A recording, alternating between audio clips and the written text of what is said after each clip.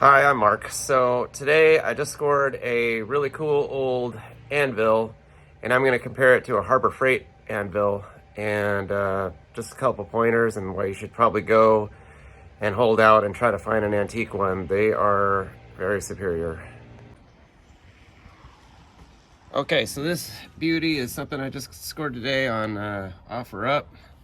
They're generally about $1,000. I got this one for a whole lot less, so just keep your eyes open and you can get a good deal and spend a lot less than that. But generally, if you want one tomorrow, they're $1,000. This one I got at Harbor Freight. I can't remember how much it was. I think it's less than 100 or about that.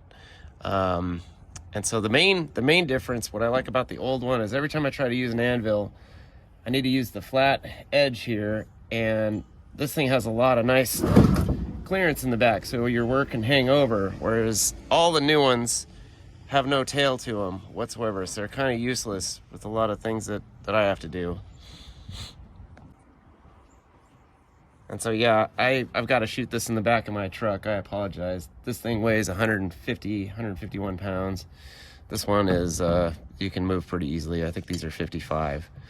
But here is the most notable difference.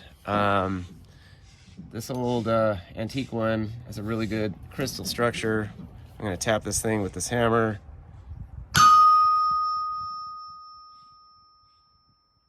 Hear that? It rings like a bell. That means the iron structure is very good. It's like glass. Not so much.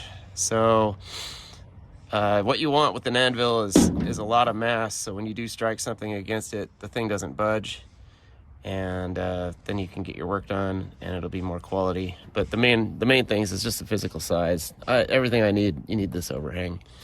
So anyway, don't waste your time with the Harbor Freight one. I mean, obviously, if you need one tomorrow, go out and get it. But if you want something for your shop that's gonna be with you the rest of your life, definitely hold out for one of these.